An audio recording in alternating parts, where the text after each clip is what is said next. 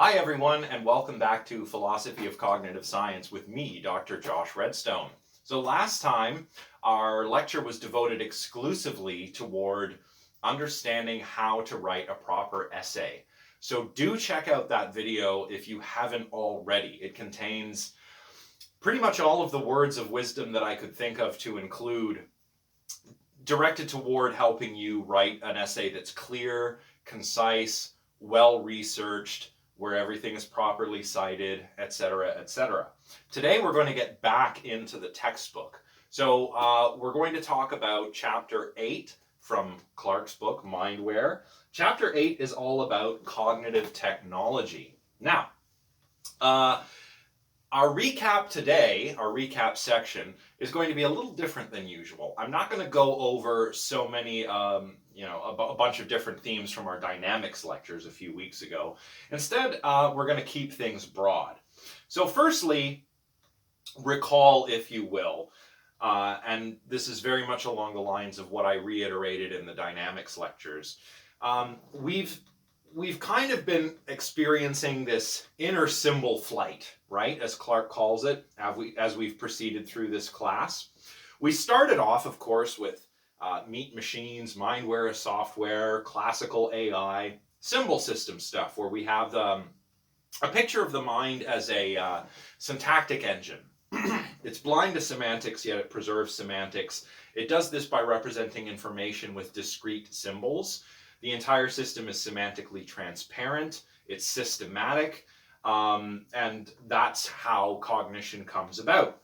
Of course, from there we moved on to connectionist models, where many of the same ideas, like representations, for example, are retained. So connectionism and symbolic AI are both examples of computationalism. But things change in connectionist research. We no longer have nice, neat representations. Instead, we have distributed superpositional representations, for example. And then we've proceeded to things like artificial life, the new robotics, dynamical approaches to understanding the mind, where we really see the importance of paying attention not just to what is going on in the brain, but also to environmental structures, bodily morphology, and how all of these parts kind of influence and are influenced by one another continuously in a real environment in real time. So the further we go towards this kind of non-symbolic, radically dynamic, embedded, extended, embodied view of the mind, the further we go in that direction, the more and more pressing this question seems. And that question, as Clark gives it here, is how do we link, on the one hand, the study of embedded, embodied, online problem solving to a higher level, more stereotypically cognitive kinds of problem solving? How do we, in other words, how do we link what is studied by classical AI, which includes advanced reasoning, planning, and so forth, which symbolic AI can explain very well, with what is studied by more dynamical approaches, such as new robotics and artificial life, where we're dealing not with sense-think-act cycles, but sense-act cycles, and sort of direct engagement, online problem solving with the world. How do we link those two? How do we bridge that explanatory gap, in other words? Well, Clark thinks that there are a few options here, and that's where we're going to start today, is with three, I guess, possibilities when it comes to addressing this question. And as we unpack these possibilities, by the way, we're only really going to explore the third one in this chapter, but we'll get to that in a moment. As we unpack these, though, we'll get a sense of what Clark means by cognitive technology. Just a heads up if you haven't done the readings yet, what we're not talking about here, we're not talking about like cyborg stuff, at least not yet. We'll get to that toward the end of the discussion section. Here we're talking about things that we use in our everyday lives for everyday problem solving in our temporally extended, dynamic, situated positions as thinking agents in the world. All right, so we're going to save the cyborg stuff, that kind of cognitive technology, for later. And we'll also talk about that sort of stuff more in the next chapter, which is all about extended minds. That's chapter 9. So just keep that in mind. If you're looking forward to some cool cyborg stuff, we will get there, just not today. So let's try and unpack these options for addressing this question that Clark starts this chapter out with. So once again, the question we're faced with at the start of chapter 9, which Clark nicely lays out, is how do we link the sort of study of embodied, embedded approaches to cognition and perception and problem solving, which are handled well by, for example, the tools of dynamics, with things that are more stereotypically cognitive, like planning, reasoning, action selection, slow conscious deliberation, things that are more stereotypically cognitive and that are explained quite well by symbolic approaches like those we find in classical AI, or even by Jerry Fodor's language of thought hypothesis. How do we link those two together? Well, Clark thinks that there are two immediate options, and we've kind of encountered these as we've gone through the material thus far.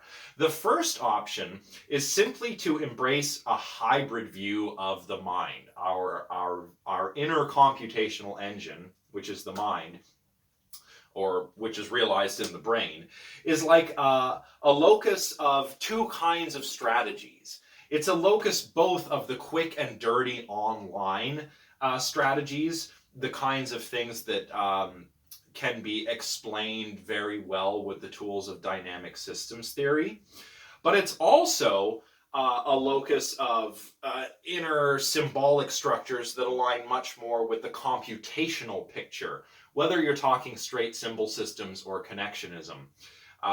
So it's kind of like the first option is to say that the brain really has the best of both worlds.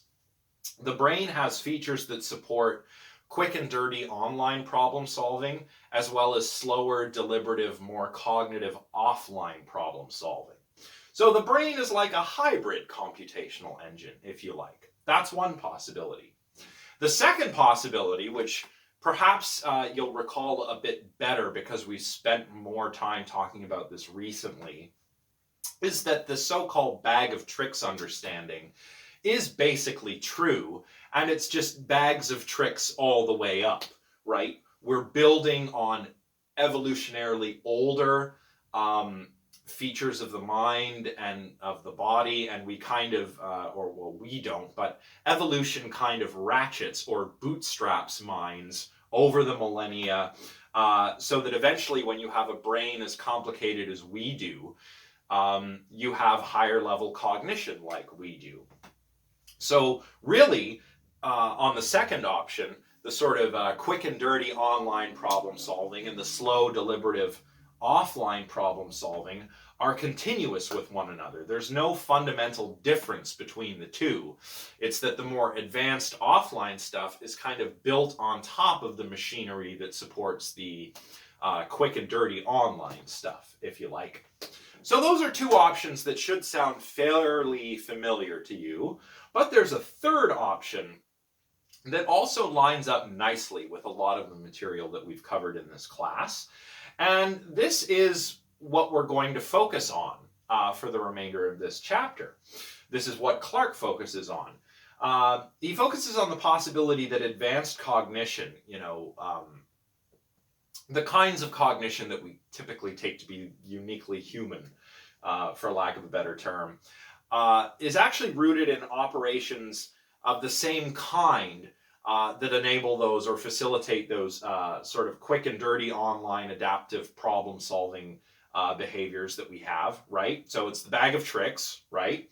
But when it comes to higher level reasoning, these mechanisms are actually tuned to or applied toward a special domain.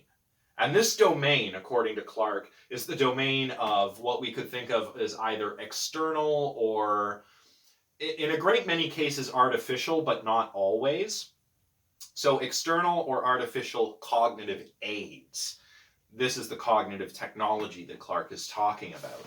Clark doesn't just call this cognitive technology, though. He also, in the spirit of the nomenclature he uses throughout the book, wetware, mindware, meat machines, and so on and so forth. Clark also calls technology wideware.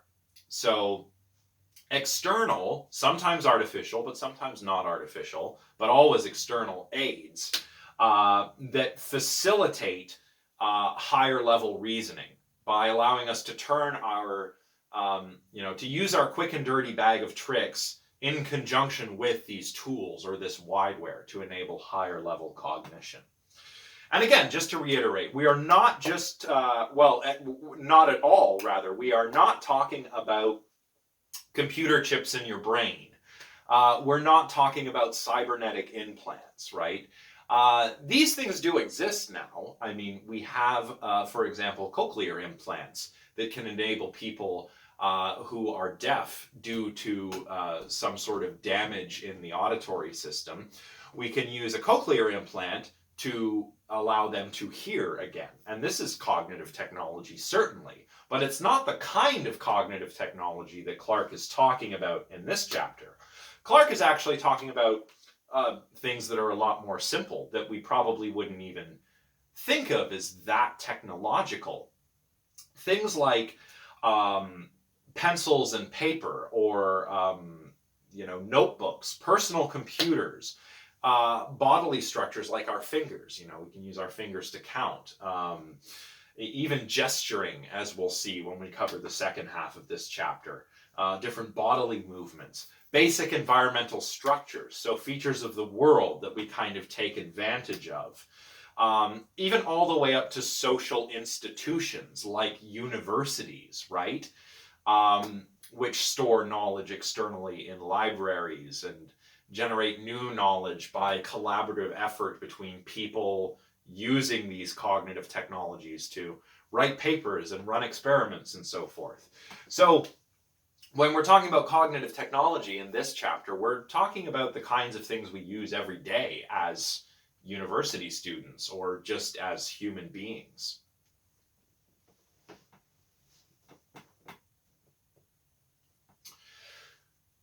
Now, the basic idea here is that what Clark calls this special kind of human mindfulness arises at what he calls these productive collision points between bodily forces, neurological forces, technological forces, social forces, and cultural forces.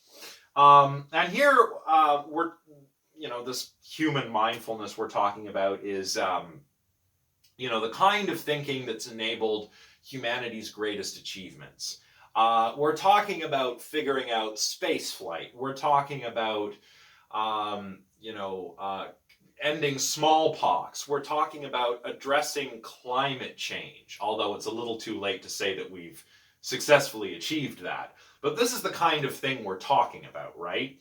The things we think of as unique human achievements that we can accomplish because of the power of our brains and our ability to work together and figure things out. That kind of thing arises because of these productive collusion points between all these different forces, from neurological forces to bodily forces to technological, social, and cultural. But, not everyone is an astronaut or a climate activist. This also happens to apply to much more everyday, mundane stuff. Just consider, for example, how an expert bartender does what she does. I know it's probably been a while since any of you have been to a bar because COVID-19 and all of that, but, think back to before, when you could go out to the bar and not worry about anything and have a drink. You're with your friends. Maybe you give a big drink order to the bartender. How does she do what she does? How does she remember all of your different drinks that you and your buddies have ordered? Does she rely exclusively on her excellent working memory? Does she rely exclusively on her motor skills, juggling bottles and pouring things in a fancy way and doing all those tricks that those crazy bartenders do? No. she does not rely exclusively on either of those. In fact, what she does is use features of the environment. Features of the environment in this case would include the shape of glasses selected at the time of the order, something like that. And she uses these features of the environment to recall and sequence the drink order. So to try to spell all of this out, you're at the bar, you've got a table of, I don't know, a bunch of people. Let's say like you've got 10 people there, but you're talking to an expert bartender. And as you're giving your order, the bar is very noisy, the expert bartender is pulling out the right kinds of glasses for the drinks she has to make. So let's say you order 5 beers and a couple of sodas and a few cocktails. Well, how are we going to remember all those drinks? Remember, we're not very good at remembering, large bits of information like this. If any of you have read George Miller's classic paper, The Magical Number 7 plus or minus 2, you notice that we can only recall about or keep about 7 bits of information in short-term memory. That's not much. That's like 3 or 4 items. But you got a drink order of 10 items here. You're the expert bartender. What are you going to do? How are you even going to remember what different beers the customers ordered? Well, as you're pulling out the glasses, you got different glasses that are different shapes for different drinks.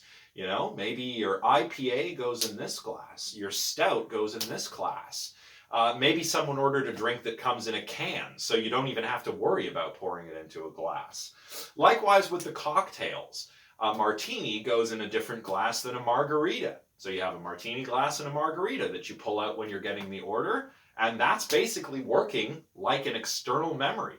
Likewise with the sodas. Those are easy to remember. They go in perhaps a plastic glass rather than a drinking glass, like a glass for beer, right? So in this way, the expert bartender is using features of the environment to kind of offload some of the things that she has to remember. And studies actually show that novice bartenders don't do this. If I were to walk into a bar and I didn't know that this was what expert bartenders did, I'd probably just grab a bunch of different glasses willy-nilly and forget the order. I'd have to refer back to it, perhaps. So novice bartenders don't do this. Expert bartenders do. And moreover, when we do controlled experiments like Beach did in a 1988 study, which is cited here in our textbook, when we do studies like these researchers did, where we have all the glasses a uniform shape, then the expert bartender performance actually falls to the level of novice bartender when it comes to recalling and making large drink orders. So we can see here that the expert bartender is using objects in the environment almost like a sort of external memory. And when she does this, she simplifies the task that her brain is confronted with, because she's offloaded a lot of what she actually needs to remember into the environment, making the job on her brain much simpler. And we do this in our day-to-day lives all the time. We make notes to ourselves, for example. You don't want to forget something, write it down, or type a reminder into your mobile device. If you don't want to forget to take something with you, say you're going out and you don't want to forget to return an item to the store, maybe you'll leave it out in plain view the night before so that when you wake up, you see it and you remember, oh yes, I have to return this item to the store, right? We don't do this so much anymore, but sometimes, people tie strings around their fingers to remember things. Why do I have this string on my finger? Oh yes, I had to write the lecture slides for my lecture, that kind of thing. Basically, in short, when we do all these kinds of things, we're offloading some of the cognition into the environment.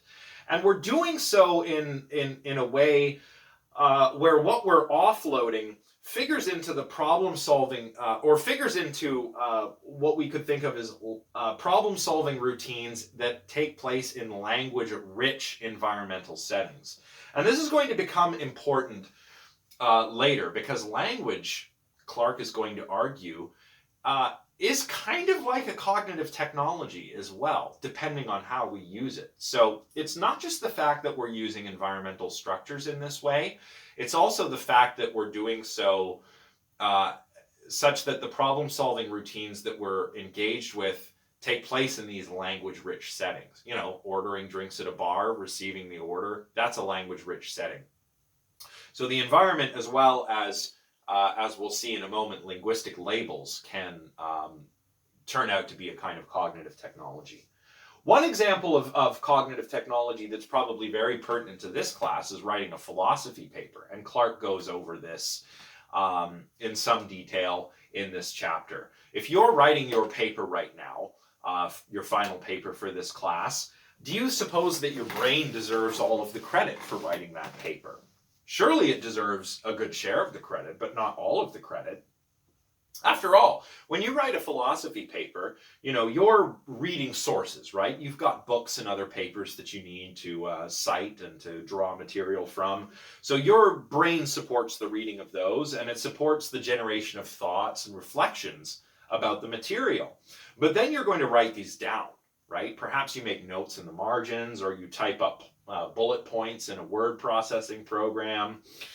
You know, you'll revisit those later. And those will serve as a kind of memory aid. And you'll carry on thinking, perhaps even thinking about the problem in different ways than you would have had you written down different points. You may easily recall things you've written down, but perhaps you forgot to write down a reflection earlier that would, you know, had you pursued this, it would have resulted in a much different thesis for your paper, right? So you revisit these later, and your brain plays a very important role in the generation of your paper, but it is supported in a very important way by what you're offloading into the environment. The notes you write in the margins of your paper, the sticky notes you write to yourself, the bullet points you write in your word processing program, right? This is what Clark calls the whole caboodle, this kind of brain, body, world, cognitive technology kind of interface. It's the whole caboodle. And to read about this in the natural world, by the way, take a look at box 8.1, where Clark talks about how archer fish and tuna fish are able to perform feats of swimming that it was thought they shouldn't be able to perform just based on their bodily, just based on their bodily morphology. It turns out that these fish take advantage of environmental structures beyond the body, structures in the water, vortices in the water that are formed by the shape of their body, to swim faster and jump higher out of the water than they could if we weren't looking at the environment, if we didn't think the environment played such a role. This example is a bit like, you know how people say that aerodynamically bumblebees shouldn't be able to fly? Well, bumblebees fly, and they do so, in an aerodynamically sound way, but the environment, as well as their wing apparatus, supports the flight, not just the wing apparatus. So it's the same kind of thing here. It's the whole caboodle, which explains how tuna fish take off faster than they should be able to, why bumblebees fly in the way that they do, and how students are able to write philosophy papers. So basically, Clark is saying here the brain and the environment work in these repeating loops where everything is affecting everything else. And when it comes to where the credit goes here for writing the philosophy paper, surely your brain deserves credit, but also the embodied agent in the environment and the technological aids she is using deserve some of the credit too. So that's the whole caboodle, according to Clark. Clark also points out in this chapter, and I think this is very important, a really handy way of understanding what cognitive technology is all about. Cognitive technology is really all about affording what we could call complementary operations to the operations of brains. this is like saying that cognitive technology allows us to beef up the operations that our brain already performs naturally. So, for example, think of the connectionist understanding of brains. Brains and connectionist models, to a connectionist researcher, are like pattern matching machines, right? Neural networks are very good at pattern matching tasks, and we ourselves are good at pattern matching tasks, right? If you see, for example, a car obscured by a tree, you understand that the rest of the car is behind the tree, and you can easily identify what you're seeing as a car obscured by a tree. If I were to play you the first few lines of your favorite song and then stop playing the song, you'd probably start humming or hear the song in your head, the rest of the song continuing to play, right? We can detect patterns even when there are no patterns there, right? We see faces in ambiguous figures, like we see faces all over the place. It's called pareidolia. So we see patterns even when there are no patterns there, really. So we're clearly pattern seeking in some sense, and this seems to be a natural operation performed by the brain, but our intelligence also clearly goes beyond this, right? We can solve complex problems. We can use our imaginations, right? We can plan for future events like vacations. So human intelligence seems to be rooted in pattern matching, but it also goes beyond pattern matching. And perhaps, as researchers like McClelland, Rumelhart, Smolensky, and Hinton suggest, we transcend our pattern matching limits by combining our pattern matching abilities with external operations and tools to beef up our natural pattern matching abilities. We do this when we do multiplication, for example. It's true that there are some people that can multiply very large numbers in their heads, for example. There are lightning calculators who do this for entertainment. They can calculate large sums very quickly after years of training. There are savants who have perhaps great disability in a lot of areas of life, yet who can calculate numbers very, very quickly, almost as fast as computers can, right? So there are people that can do this. But by and large, when we need to multiply large numbers, we either use a calculator or we use pencil and paper. When we use pencil and paper to multiply, say, two-digit numbers together, we store information as we go through the calculation on the paper, right, to facilitate doing the calculation. And this simplifies the problem for our brains. We don't have to actually do the multiplication all in our brains. We just have to recognize which numbers are which and where they need to go, right? So that's cognitive technology. And this example is a lot like the example of the philosophy paper as well. All right, so an important idea that we're going to talk about now, which we pick up on slide 7, is, well, Clark doesn't limit wideware or cognitive technology, as I mentioned earlier, to just technology in terms of, artifice, like tools or devices and whatnot. Clark also thinks that we can actually consider linguistic labels as a kind of cognitive technology. And you should really, if you're so inclined, pause the video now and just reflect on how radical of an idea this is to some people. Language, at least when we talk about it in the context of this class, we talk about natural language. Language is a naturally evolved ability that humans possess. But by using it in certain ways, that is by tagging things in the world with linguistic labels, language then becomes a kind of technology, a kind of cognitive technology or wideware. So words or labels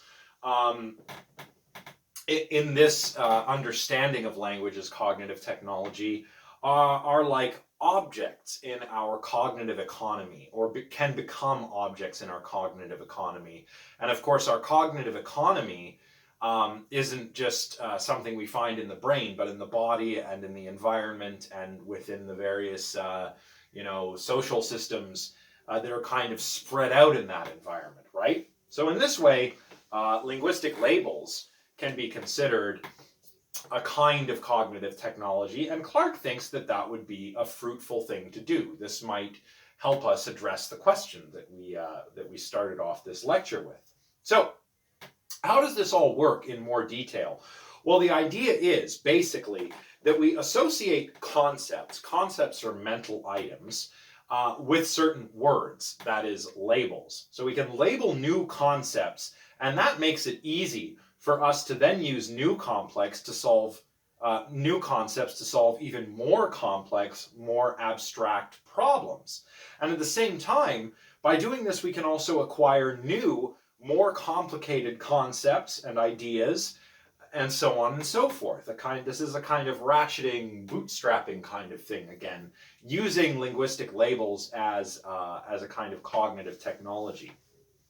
So if you like, you can think of these labels a bit like cognitive building blocks, or as an ingredient for cognitive building blocks. By identifying concepts with labels, that gives us a building block that we can kind of use to build upon to accomplish more complicated, more abstract kinds of higher order problem solving, right?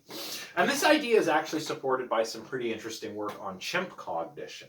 So here we're talking about the common chimp, Pan troglodytes. Thompson, Oden, and Boyson in a 1997 study report some really interesting research using chimpanzees and these little tokens, little plastic tokens, which for the chimps functioned the same way that linguistic labels might function for us. What they did was they trained a group of chimpanzees to use these arbitrary plastic markers, like a red triangle or something, right? To designate pairs of identical objects. So two identical cups or two shoes, for example, could be designated as a pair with this red triangle. And the chimpanzees were taught to do this. They could use a different marker, like, I don't know, a blue circle, to designate different pairs, like, that is, pairs of things that are not identical, like a cup and a shoe versus a shoe and another shoe, right? So if we had a cup and a shoe, we'd give it a blue circle, and if we had a shoe and a shoe, or a cup and a cup, we could label those with red triangle, for example. And it was found that the chimps who were trained to do this were actually able to solve a new class of abstract problems that chimps that hadn't been trained to do this could not solve. So the new task actually involved higher level judgments of sameness and difference. So what's higher level versus lower level? Well, if we're talking about lower order sameness, we're talking about two items that are the same, a pair of shoes, a pair of cups, so on. That's lower order sameness. If we have a pair and the two items are the same, that's lower order sameness. Higher order sameness would be two instances of sameness. And you can check this all out on table 8.1 in Clark if you're not following me very well. But basically an instance of lower level sameness would be like if I had a pair of shoes. But higher level sameness would be like if I had a pair of shoes and a pair of cups. I have two pairs. Or if I had a cup and a shoe and a cup and a shoe. That's higher order sameness too. I have two pairs of different items. Or if I had a cup and a shoe, I'd have some lower order sameness and a higher order difference because I have a pair of identical objects and a pair of different objects. This can all be a little bit abstract, and even humans can have trouble with this kind of, working out of higher versus lower level sameness and difference. But the chimps who were trained to designate lower level sameness and difference with these plastic tokens were then able to represent higher order sameness and difference relations that chimps who were not trained to use the tokens couldn't do. So the chimps who were trained to use the tokens could solve this new class of more abstract problems. The untrained chimpanzees could not do that. And this study seems to lend a lot of credence to the idea that using labels, and probably more importantly, experience with using labels, enables us to solve more abstract, highly complicated problems that we couldn't tackle if we did not have that cognitive technology. In the case of the chimps, it's plastic tokens. In our case, it's words, right? Learning a new language, or even just learning a language, might even in this way be like acquiring a new sense modality, in that it enables us to pick out these abstract relations out there in the world that we might not be able to do if we did not have the language that we have. And in a similar way to what the chimps do with the tokens and what we do with linguistic labels, we can also organize the environment itself into structures, into simple, what Clark calls simple wholes, that allow us to simplify the problem that we're trying to solve. The bartender we talked about earlier does this when she picks out different shaped glasses for different drinks as she's hearing the order, using the environment and its structures kind of epistemically, if you like. You might even do something similar when you're bagging your groceries at the grocery store. You might do something if you've ever played the computer game Tetris, and we're going to talk about this in the next part of this lecture. Expert Tetris players seem to do something like this. A cook or a chef who organizes her kitchen, clean vegetables here, washed vegetables here, prepped vegetables here, so that she doesn't have to remember where everything is. She just kind of automatically puts everything in its place and takes it from the appropriate place. And there are lots of other examples. And they all of these examples show how problem solving can not only be streamlined by, kind of taking advantage of environmental structures this way, but also how this kind of cognitive scaffolding, as it's sometimes called, helps us to direct our attention to the appropriate things, helps us to make memory more efficient, so on and so forth. So we really get a lot of bang for our buck when we use cognitive technology like this. In any case, another way you can think of this is a bit like augmented reality, right? I'm sure you're all familiar with augmented reality, like an augmented reality game such as Pokemon Go, or the Microsoft HoloLens is an augmented reality headset that can, overlay digital things, whatever you like, over top of your, regular stuff that you see in the world, right? Labeling is kind of like augmented reality, or at least an augmented reality trick, right? Whether we're talking about physical tokens like the chimps used, or linguistic labels like what we use, or parts of the environment or environmental structure like what the expert bartender takes advantage of. This trick is very cheap, but it's open-ended. It gets a lot, as I said, it gets us a lot of bang for our buck, if you like. And importantly, all of it seems to work in accord with the brain's bag of tricks, the bag of tricks that nature has bestowed on our brains via millions of years of evolution. And it also does seem, at least if we're taking these examples as credible examples, it does seem that this facilitates higher order cognition as well. So this is all very interesting, very important stuff. Of course, an interesting question emerges here, though, and that question, as Clark puts it, is roughly, since we're so good at this sensory motor driven, online forms of learning and problem solving, why is it then that human languages have this abstract, arbitrary, symbolic, higher order structure that they have? Why is language like that if we're not good at that kind of cognition, or if it doesn't seem as though, based on what we learned from connectionism or dynamic systems theory, why does it seem like the mind doesn't work the way the classical computationalist paradigm says it does? Well, maybe that's wrong. Maybe everything we've been exploring here is wrong, and maybe the mind really does work that way. Maybe there really is a very abstract, symbolic kind of language of thought in the brain. That's possible. Or maybe language is abstract and relies on arbitrary symbols so that it can cooperate with these context-sensitive forms of what we could call basic encoding, the pattern recognition stuff, lower level sensory stuff, that kind of thing. There's an interesting study that Clark talks about here, which would seem to support this, this possibility. And that was done by Hermer, Vasquez, Spelka, and Katz-Nelson in a 1999 study. They conducted this study on pre-linguistic infants, so, you know, babies that hadn't learned to speak just yet. And what the infants would have to do is, well, they were first shown by the experimenter a location of a target object like a toy or a bit of food. And then they were kind of spun around so that they were disoriented, and then, you know, sat down in a slightly different position, looking in a slightly different direction. And they had to find the item they were initially shown. Now, don't worry, they weren't spinning the babies really, really fast and making them dizzy. They were just kind of like, you know, taking the baby and, whoa, turn the baby around, like that, you know. So, very safe. I'm sure it was all fine with ethics and everything. But anyway, they would do this where they disorient the baby, disorient the infant, and have them try to find this location of the target, which could be toy or food or whatever.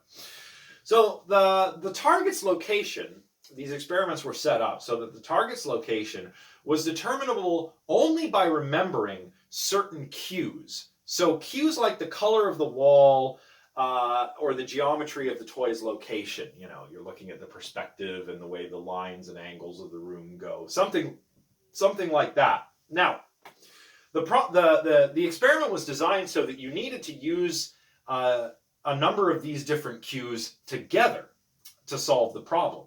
Each cue on its own, like the color of the wall or the geometry of the wall, from, you know, comparing from your old perspective to your new perspective, if you're the infant who's being disoriented here, would not allow you to solve the problem. You'd only be able to solve the problem by combining cues together when you think about it.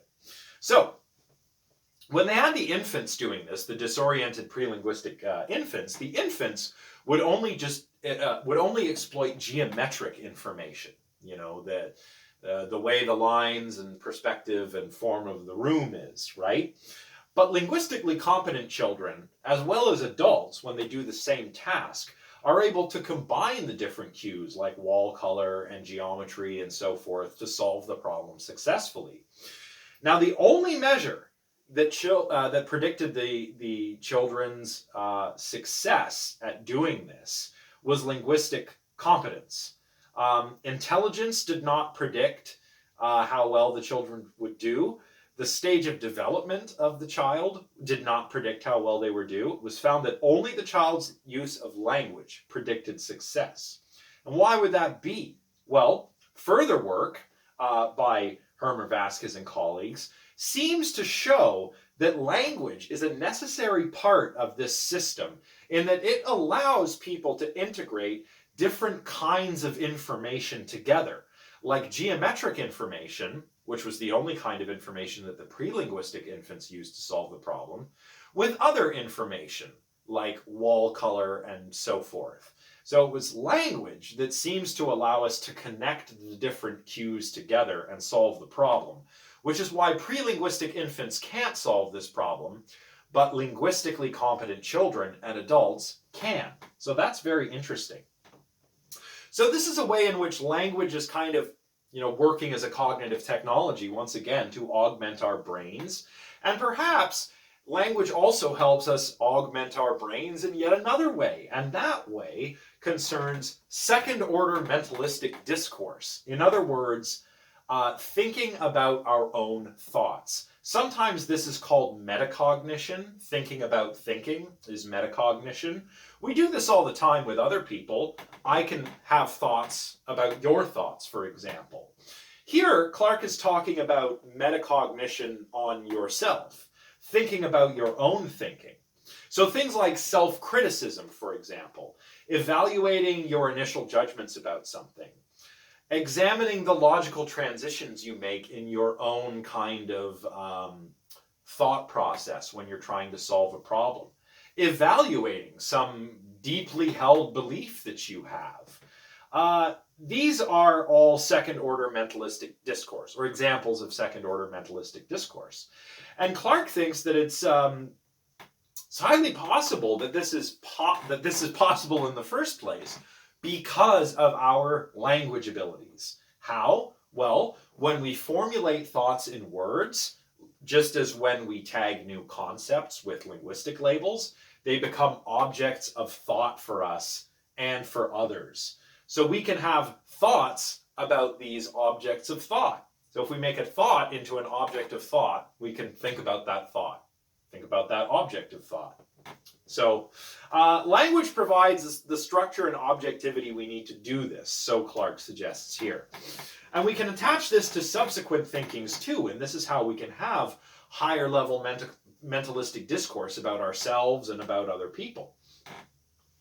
If all of this becomes coupled with the environment, say when we're engaging in this kind of discourse about other people's thoughts, then yeah, that sounds like wideware, doesn't it? I mean, we can think about our own thinking, and we can also structure the world in ways that support and extend our thinking about our own thinking and about myriad other things. So those are some pretty strong examples of cognitive technology. Structures in the environment, for sure. Things as simple as pen and paper, all the way up to personal computers and smartphones, can count as cognitive technology. But perhaps most controversially, linguistic labels and language also count as cognitive technology, according to Clark. And that is somewhat radical in a sense, but also makes a lot of things make sense as well. So very interesting to think about. Now, that is it for language. I want to move on to one brief example of cognitive technology, and this actually concerns the creation of art before we finish. So let's get into that now. All right, so art. When we do art, do we use cognitive technology? Absolutely. There's this funny trope in movies and television and books and so on. Whenever we meet some kind of artistic genius, whether it's a visual artist or a musician or whatnot, we often have this trope where they can just see everything in their head, as if Da Vinci had a perfect image of the Mona Lisa in his mind and just painted it from his mind's eye, or as if Mozart heard all of his symphonies and operas just in his head and simply wrote them down. But this is really not how it works, by and large. There are some highly visual thinkers out there. I'm talking about your Nikola Teslas, your Temple Grandins, who can use mental imagery to solve problems. But these are not typical cases. What I'm saying is this trope of the genius who has everything in his or her head and just needs to put it onto canvas or play it through a musical instrument is just not quite right. Creation of art is much more online than that. We get this idea from this trope that it's, at least in the case of these crazy geniuses, or even in the case of most artists, that it's somehow offline predominantly, but it's actually fairly online. And this is especially true in the production of certain kinds of abstract art, I think. Or if you want to use the music example, a great example would be jamming. If you're jamming, not a lot of people really understand what jamming is or how to do it properly, if I'm being frank. But the whole idea is when you're creating something from scratch, from abstract art, or whether you're jamming with your friends, you are being affected by the materials you're using or the sounds you're hearing, and you're in turn affecting those things which affect you, which you then affect again, and it's a kind of a loop-like process, right? Very much in line with what we've been talking about here. And there are also ways that our minds are constrained when they're working offline, that they are not constrained when we are working on something online, like creating abstract art.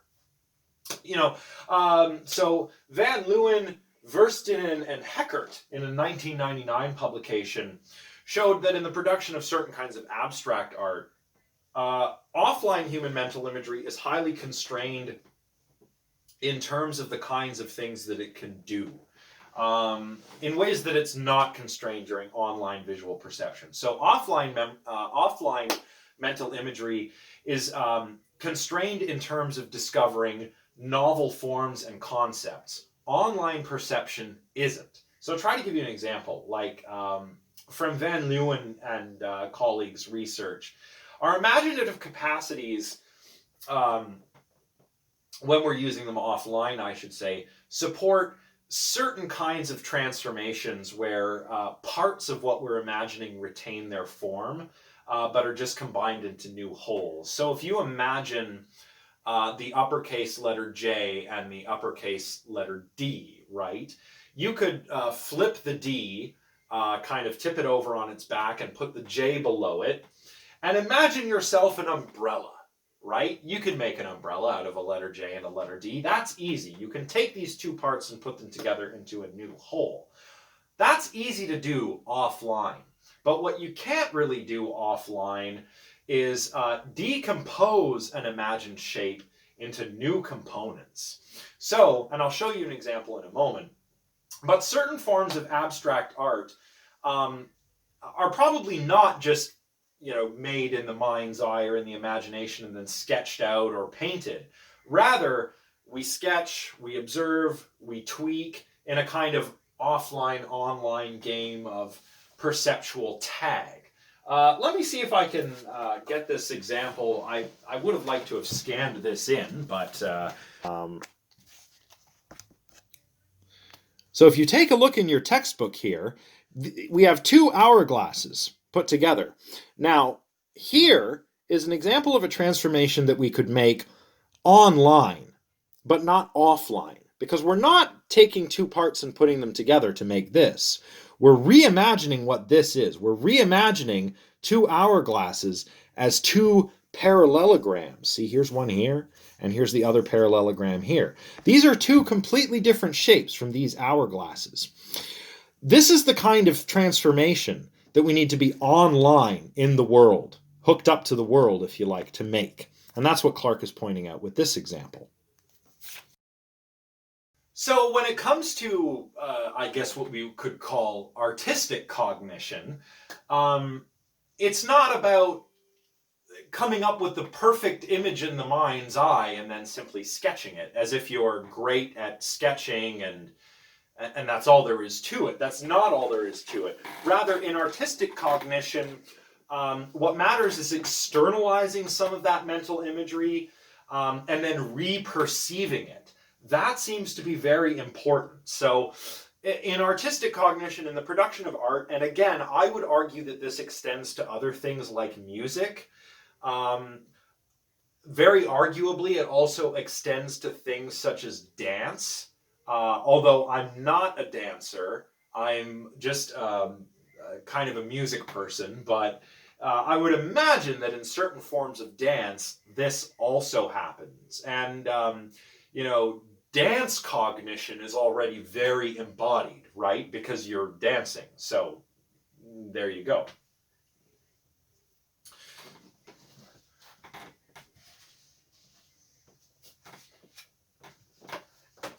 The point here is that creating abstract art involves these loops between the brain and the environment that enable an artist to produce works like this. Now, these works are a little bit different from the kind I've just been talking about. Maybe you've seen these on the internet, right? They're like those acrylic pour paintings. This one was created by my girlfriend, and this one was created by a friend of ours. We were having a little art day, and we made some art. So this is the art we made. And the funny thing was that as we were doing this, I was kind of, I hope I wasn't boring people, but I was kind of explaining how to think of this creation process in terms of what I'm talking to you about today. You know, you have certain colors that you start with, your sort of initial conditions, and you're pouring them on the canvas, and then you're tilting the canvas around like this. And you kind of see what develops and go from there. Obviously, you can't plan something like this out ahead of time. This is a very dynamic online way of creating art. I'd like to see, or maybe this is upside down. You know what? I don't know. Looks cool though. This one too. When you're creating this, it's a very online process, and that's why they're so interesting and unique. I hope the lighting's okay, where you can see that.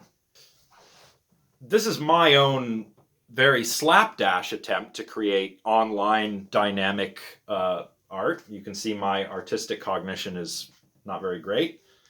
Back is pretty messy. I tried to get it to match my guitar, but couldn't quite get the pink right. This probably looks orange to you, but anyway, what the heck am I doing? I digress. So all this is to say is that this jump between online sensory motor processing, problem solving, that is explained very well by the approaches that we find in dynamic systems theory or the new robotics or artificial life. The jump between that and offline higher order cognition may be due to the way our brains create and exploit cognitive technology. And that could be language, that could be a list, it could be a label, a sketch pad, a personal computer, a canvas and some paints, a guitar, a piano, or if you're a dancer or a singer, perhaps even your own body. So that's really cool. I mean, we use wideware, cognitive technology, all the time to complement the abilities of our brains. Wideware is, Clark is arguing here, how we go beyond the naked brain. This is why Clark calls it wideware. All right, everyone, so that is it for today. Next time, we're going to look at the discussion section of this chapter. There's a lot of points of discussion, so similar to what I did with the dynamics lectures, I'm going to try and outline what I think is important, and I'll probably end up doing a lot of riffing again, so do take notes. We'll do a little bit of review, and we'll end up with some cyborg stuff, which will set us up quite nicely for Chapter 9, which is going to be very fun, because Chapter 9 is all about something called the extended mind hypothesis, and we've kind of been gesturing at that here and there throughout the course, but we're finally going to get to it in Chapter 9. So, that is what is on the agenda for this week. We'll finish up this second part of this lecture, and then we'll deliver a lecture on the extended mind, which those two lectures will hopefully be a little bit shorter than usual, because the chapters are a little shorter than usual. Anyway, that's all. Let me know if you have any questions. I hope you're all keeping well, and I'll see you next time for our discussion of the discussion points in Chapter 8, all about cognitive technology. Bye for now, everybody.